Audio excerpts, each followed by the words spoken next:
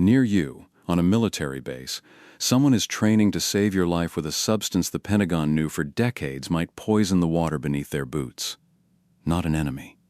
Not a foreign threat. A chemical the United States government sprayed onto its own soil, on purpose, thousands of times, at more than 600 bases across this country, while internal memos as early as the 1970s quietly admitted something was wrong.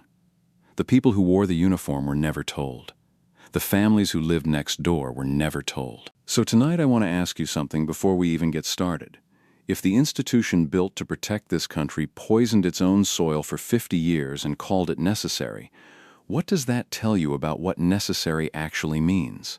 South of Colorado Springs, along a stretch of highway that most tourists never see, there are 3 small communities called Fountain, Security, and Widefield. If you drove through them today, you'd see exactly what you'd expect from a modest American suburb sitting in the shadow of the Rockies. Ranch houses, church parking lots, a gas station on nearly every corner. Nothing about the landscape suggests that for decades, the ground underneath these towns was quietly absorbing one of the most dangerous chemical legacies the American military has ever produced. Right next door sits Peterson Air Force Base, now renamed Peterson Space Force Base, home to United States Space Command, and a piece of the North American Aerospace Defense Command's early warning network. This is not some forgotten outpost. This is one of the most important pieces of real estate in the entire American defense system. And for decades, crews on that base ran fire training exercises using a foam that soaked straight down into the soil beneath their boots, migrated underground, and eventually reached the aquifer that towns like Fountain, Security, and Widefield depended on for their drinking water. Before we get into what that foam actually was, and why the military kept using it long after it had every reason to stop, I want you to hold on to this image. A small Colorado suburb, drinking water pulled from wells directly downhill from a military runway, for years without a single warning sign. Because before we get back here, I need to take you somewhere else first, to the moment this entire crisis was actually born, on the deck of a burning aircraft carrier in the middle of the Gulf of Tonkin.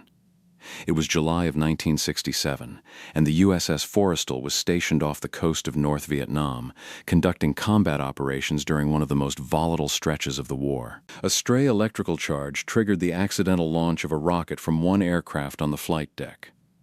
That rocket slammed directly into the fuel tank of another plane nearby, and within seconds, the entire deck was engulfed in a fire fed by leaking jet fuel and a chain reaction of exploding bombs. 134 sailors died that day.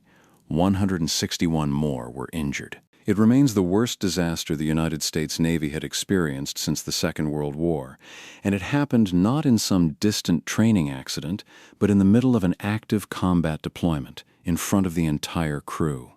One of the young pilots aboard that ship jumped from the nose of his own burning aircraft and sprinted through the flames to survive. His name was John McCain, and years later he would become one of the most recognizable senators in the country. But on that day, he was simply one more man running for his life across a deck that firefighting technology of the time simply could not control fast enough. The Navy walked away from the Forrestal disaster with one urgent, singular obsession. Fuel fires had to be extinguishable in seconds, not minutes, because minutes were costing lives. And it just so happened that Navy researchers had already been working since the early 1960s with a Minnesota chemical company on exactly that kind of solution. That company was 3M. Here's where this story connects directly to something we've talked about on this channel before, because the exact same carbon-fluorine chemistry that built an empire of stain-resistant fabric and non-stick pans turned out to have a second, far more dangerous application. Navy scientists working alongside 3M discovered that a specific class of fluorinated compounds, when mixed into a foam concentrate, could spread instantly across the surface of a fuel spill, smother it, and prevent the vapors underneath from reigniting. They called it aqueous film-forming foam, or AFFF for short, and the Navy patented the formula in 1966.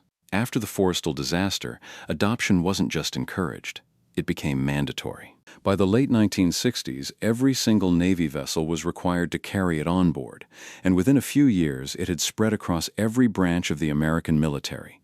Standard equipment on aircraft carriers, standard equipment at Air Force runways, standard equipment at Army training grounds, all the way down to airport fire departments across the entire country. This wasn't some fringe product used at a handful of installations.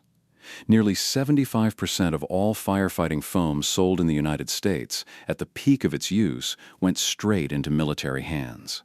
And I think this is the part that deserves a second to sink in. The very same chemical family that would eventually poison small Colorado towns and hundreds of other communities across the country was created, quite literally, as an act of care. It was built to save the lives of American service members. That's the part that makes this story so much darker than a simple corporate cover-up, because unlike a chemical company chasing profit, the institution deploying this substance across the entire country was the one branch of government whose entire purpose was supposed to be protecting the people underneath it. So how long did it actually take before someone in a position of power realized what this foam might be doing to the ground it was poured onto? I went looking for the paper trail on this, and honestly, what I found unsettled me more than almost anything else in this entire investigation, because it turns out the warnings didn't come years later. They came almost immediately, and they never stopped. By 1974, just a handful of years after AFFF became standard issue, an internal Navy report already flagged ecological concerns about what happened when the foam was released into the environment. That same report contained a line that I think about constantly now. The authors wrote that practically anything undrinkable by humans is unfit to discharge over the side into the sea. And what were bases actually doing with the leftover foam at the time this warning was written? Dumping thousands of gallons of it directly into the harbors at San Diego and Norfolk, Virginia. In 1975, 3M scientists were separately informed that this chemical family was building up inside the human body. In 1976, a second Navy memo raised ecological concerns again, this time explicitly suggesting the military explore safer alternatives. That same year, 3M discovered the chemical inside the blood of its own factory workers, and an internal Navy memo from that period accuses 3M directly of stonewalling requests for more information. 2 years later, in 1978, 3M's own studies, backed up by independent outside experts, confirmed the risks were real. And what did the company decide to do with that confirmation? Internal records show they made a deliberate decision not to report it. At this point, you might be thinking, all right, this sounds a lot like the corporate story we already told before. But here's where the military side of this becomes genuinely its own tragedy, because it wasn't just one company hiding results anymore. It was branch after branch of the American Armed Forces, independently rediscovering the exact same danger, decade after decade, and still not stopping. In 1980, an Air Force memo cited toxicity concerns tied directly to one of the core compounds in AFFF and formally opened its own research program. A year later, in 1981, an Air Force study found the foam harmful to laboratory rats. 2 years after that, in 1983, a second Air Force study suggested actual cellular damage. That finding was independently confirmed again in 1985. By 1989, animal deaths tied to the chemical had become severe enough that the Air Force finally began taking steps to contain how far the foam was allowed to spread on its bases.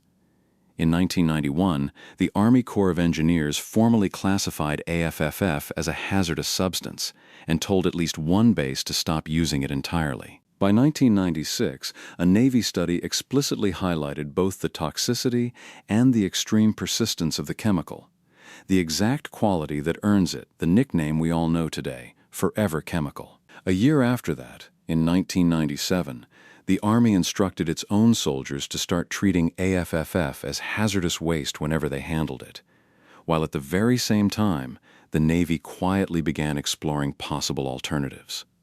I want you to actually count that timeline with me for a second, because I think doing it out loud is the only way the scale of it really lands. 1974, 1975, 1976, twice, 1978, twice, 1980, 1981, 1983, 1985, 1989, 1991, twice, 1996, 1997, twice, That is not one whistleblower getting silenced in a single dramatic moment. That is 15 separate internal warnings, spread across 3 different branches of the United States military and its primary chemical supplier, spanning nearly a quarter century. And at no point during any of it did a single base stop pouring this foam directly into the ground its own soldiers and the civilians living just outside the fence line depended on for drinking water. What strikes me most about this particular stretch of the timeline is how mundane most of these documents actually sound. These aren't dramatic confessions written by guilty men. They're memos. Routine paperwork filed away in a cabinet, forwarded to the next desk, acknowledged, and then quietly buried under the next round of budget requests. That's arguably the most disturbing thing about institutional failure of this size. It rarely looks like a conspiracy. It looks like an inbox nobody ever got around to clearing. And we still haven't even gotten to the part where the public actually found out. That's coming up in just a minute. And trust me, the way it finally surfaced is almost as frustrating as the decades of silence that came before it. In the year 2000, the military finally learned, not from its own research, but from the Environmental Protection Agency, that 3M had quietly stopped producing one of the 2 core compounds inside AFFF. The same year, the EPA separately alerted the Department of Defense to 3M's own internal studies documenting the health risks. A year later, in 2001, Navy researchers published studies confirming that these compounds accumulate inside living tissue and simply do not break down. And then, after all of that, after 15 internal warnings, after federal regulators had to hand-deliver the smoking gun evidence directly to the Pentagon, what actually happened next? Nothing, for another decade. It wasn't until 2011 that the Department of Defense finally issued a formal risk alert about AFFF to its own installations. Even then, meaningful transition away from the most dangerous versions of the chemical didn't begin until 2015. The Air Force didn't complete its own transition until 2018. The Army wasn't scheduled to finish replacing its stockpiles until 2019. The Navy's timeline stretched into 2020. Read that back one more time. The first internal ecological warning was written in 1974. The first meaningful nationwide transition away from the most dangerous version of the chemical didn't start until 2015. That is a 41-year gap between the warning and the response.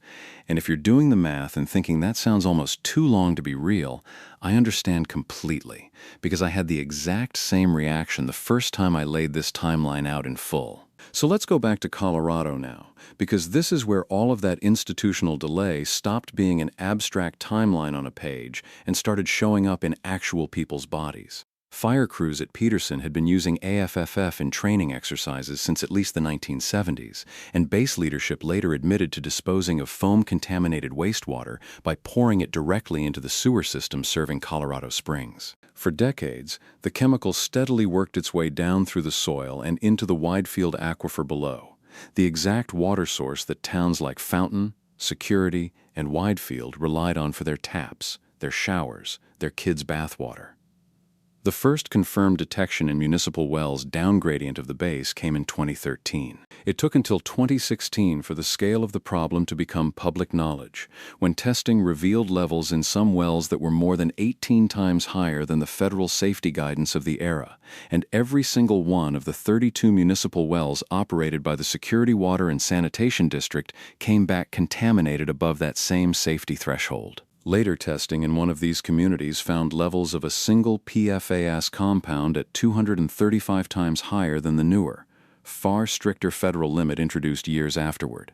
Water officials scrambled to switch these communities over to surface water sources, and the Air Force eventually funded treatment systems, including a $9 million facility built specifically to filter Fountain's drinking water, on top of an earlier $4,300,000 spent installing filters across the wider area. In the meantime, before permanent treatment came online, the Air Force purchased and delivered more than 235 million gallons of bottled drinking water to residents who could no longer trust what came out of their own faucets. 235 million gallons. Think about what it actually means for a modern American town to reach a point where the only safe water available comes stacked in plastic bottles on a delivery truck. If a story like this one keeps you up thinking, hit that subscribe button before you go, because this is exactly the kind of history this channel exists to dig back up. Keep watching. There's one piece of this local story that I think captures the human cost better than any statistic could, and it involves neither a hospital nor a courtroom. It involves a pumpkin patch. Just south of the base sits a piece of land called Venatucci Farm, roughly 200 acres that had belonged to the same family since an Italian immigrant named Nick Venatucci bought it during the Great Depression.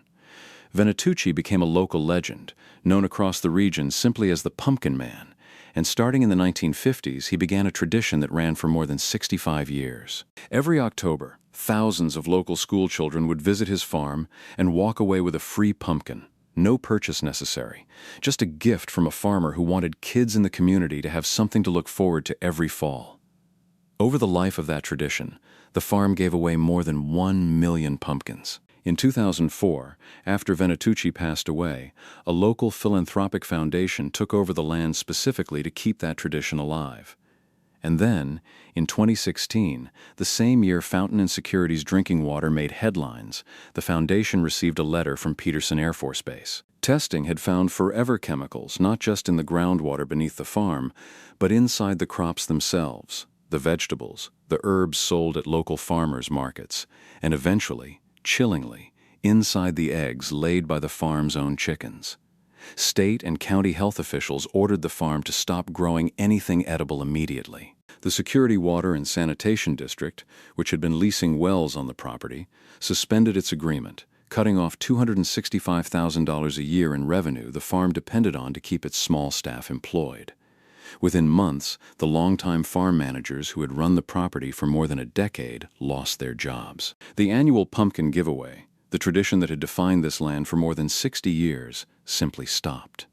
It would be years before the property found a second life, eventually reopening as a flower farm, since flowers, unlike vegetables or eggs, don't get eaten by children waiting in line for something free on a crisp October afternoon. I bring this up not because a shuttered pumpkin patch is the worst thing this contamination did. It obviously isn't. Kidney cancer is worse. Poisoned drinking water is worse. But because I think stories like Venatucci Farm are exactly the kind of collateral damage that never makes it into a government spreadsheet. Nobody files a line item for the loss of a 65-year-old community tradition. It just quietly disappears, the same way the water quietly disappeared underground for decades before anyone noticed. And here's the detail that I think deserves its own moment, because it's the one that turns this from a policy failure into something a lot closer to a quiet public health emergency. State health officials reviewing the affected communities found elevated rates of kidney cancer compared to the surrounding region. Now, to be fair to the science here, and I want to be fair, because I think overstating certainty is its own kind of dishonesty, officials were careful to note they didn't have enough information to definitively link that increased cancer rate directly to the water. They pointed out that these communities also had higher rates of smoking and obesity, both of which independently raise cancer risk. But here's my honest opinion on that caveat, and I did promise you I'd share it along the way. When a community sits directly downhill from a military base that dumped a chemical linked to kidney and testicular cancer directly into its water supply for decades, and that same community shows up with elevated kidney cancer rates, the appropriate scientific caution around causation should not be mistaken for reassurance. Those are two very different things, and I think it's worth sitting with that distinction for a second before we move on. Eventually, the Security Water District and the owner of Venatucci Farm filed a lawsuit against the federal government seeking $18 million, alleging the Air Force had violated its own policies in how it used and disposed of the foam. The government's initial response was that it had no legal authority to reimburse the communities for what they'd already spent protecting themselves. Now here's the re-engagement moment I promised you at the top of this video, because Peterson is not some unusual outlier in this story. It is, if anything, one of the more well-documented and better-resourced examples of a pattern that is currently unfolding at hundreds of other locations across this entire country, some of which have received almost no media attention at all, and in a minute I'm going to zoom out and show you exactly how big this actually gets, because the number is going to surprise you. But before we zoom all the way out, I want to take you to one more place first, because I think it proves this isn't a Colorado problem, or a Minnesota problem, or a problem tied to any single region of the country. It's a pattern that repeats itself with almost eerie consistency wherever the military has ever needed to fight a fuel fire. On the outskirts of Philadelphia, Pennsylvania, sit the remains of two former military installations, the Naval Air Station Joint Reserve Base Willow Grove and the nearby Warminster Naval Air Weapons Center. Both bases have been closed for years, their runways decommissioned, their hangars either demolished or repurposed.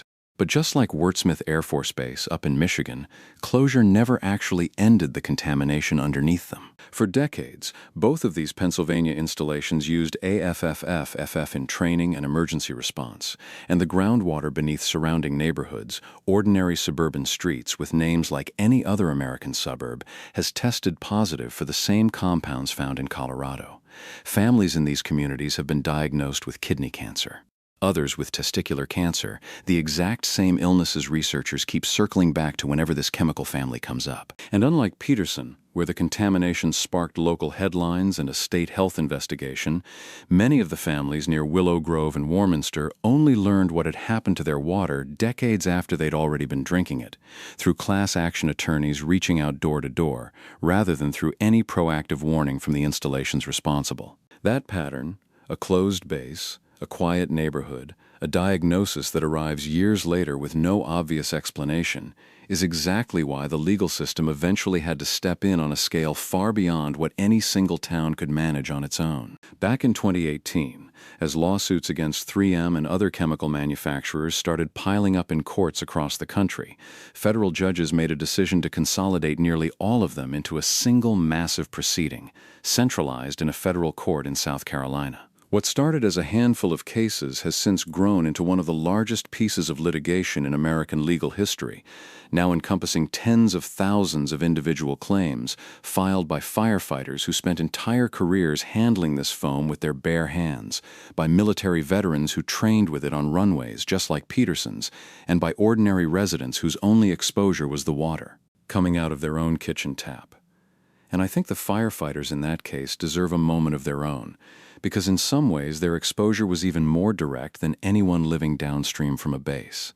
For decades, firefighters weren't just working near this chemical occasionally during a training exercise. Many of them handled it constantly, soaked their gloves and turnout gear in it, breathed in the vapor during live burns meant to simulate real emergencies, year after year, career after career, with almost no idea that the very substance meant to save lives on the job might be quietly shortening their own. Some of these men and women are the same age as a lot of you watching this video right now, retired after a full career of public service, only to be handed a cancer diagnosis decades later with no clear villain to point to, just a chemical they were told, repeatedly, was perfectly safe to use.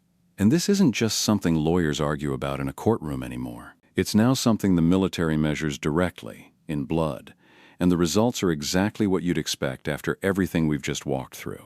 In one of the largest studies of its kind, researchers went back through decades of banked blood samples from Air Force service members and specifically examined the men who had spent their careers in fire protection, the exact job that put them closest to this chemical day after day. What they found was a clear, measurable pattern. Firefighters carried significantly higher concentrations of one of the core AFFF compounds in their blood than service members in other roles, and those elevated levels were directly linked to a higher incidence of testicular cancer. Not a vague correlation buried in a footnote, a direct, first-of-its-kind finding, built entirely from the blood of men who had already served, using samples the military had been quietly storing for years. Following that kind of research, Congress eventually passed legislation requiring the Department of Defense to actually start testing its own firefighters as a routine part of their annual medical exams, rather than waiting for outside researchers to dig through frozen samples after the fact. In the first full year that program ran, more than 10,200 DoD firefighters were offered a blood test for PFAS. Roughly 9,100 of them agreed to take it. Just over 1,000 declined, and I think it's worth pausing on that number too, because it tells you something about how much trust these men still have, or don't have, in an institution that spent 41 years not telling them the truth about the foam they were handling. For context on just how unusual normal exposure already is, nearly everyone in the United States carries at least some measurable trace of this chemical family in their blood. According to national health surveys the government has been running since 1999. That's the baseline. Firefighters, and the families living near contaminated bases are being measured against a national average that was already never supposed to be zero to begin with. That research has also opened a door that veterans and their advocates have been pushing on for years, one that, as of this recording, still hasn't fully swung open. The Department of Veterans Affairs is currently reviewing the scientific evidence to determine whether kidney cancer should be formally recognized as presumptively connected to PFAS exposure during military service, the same kind of legal recognition that allows a veteran to file a disability claim without having to individually prove, base by base, memo by memo, exactly how the chemical got into their body. That review is still ongoing. It has not been finalized. Which means that right now, today, there are veterans who trained on runways at bases, just like Peterson, who developed exactly the cancer this chemical has been linked to over and over again in exactly the studies we've just walked through, and who are still waiting for the federal government to formally admit, in writing, on a claims form, what its own internal memos already quietly admitted back in 1974. Let's talk about the money, because I think it tells you almost everything about how seriously this has actually been taken behind closed doors. Back in 2016, the Pentagon's own internal estimate for its total environmental cleanup liability, which includes PFAS contamination alongside other legacy pollutants, stood at $27.3 billion.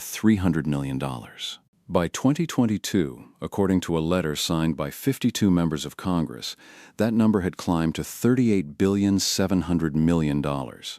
Between 2017 and 2023, the Department of Defense actually spent $2.6 billion investigating and beginning cleanup work. And in a report to Congress, the Pentagon estimated it would need at least another $9.3 billion just to continue that work moving forward, a figure that has already more than tripled since it was first calculated only a couple of years earlier.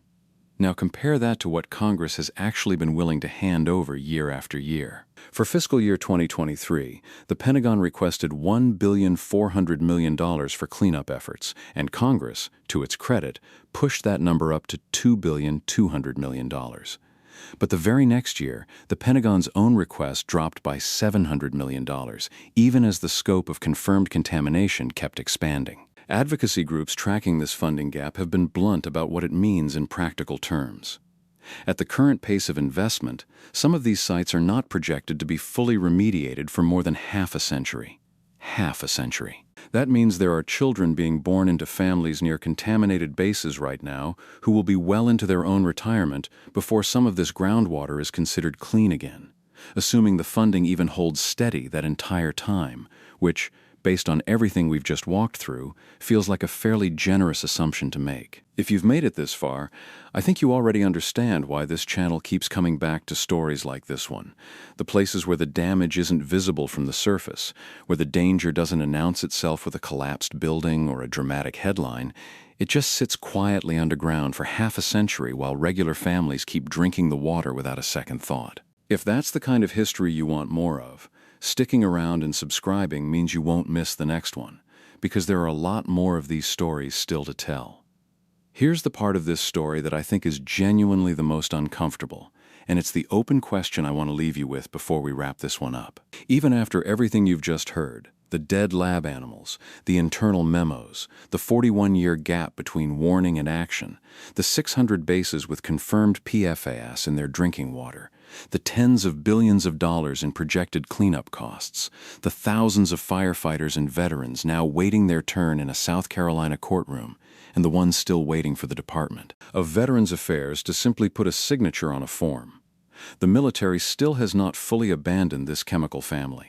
Defense officials have argued publicly that current PFAS-free alternatives simply don't perform as reliably in the highest-risk scenarios, the kind of catastrophic fuel fire that killed 134 sailors aboard the Forrestal in 1967, the exact disaster that started this entire chain of events in the first place. Some officials have gone as far as framing continued limited use of these compounds as a matter of national security, arguing that in certain combat and shipboard scenarios, nothing else extinguishes a fuel fire fast enough to guarantee a sailor makes it off that deck alive. I understand that argument, and I don't think it's dishonest.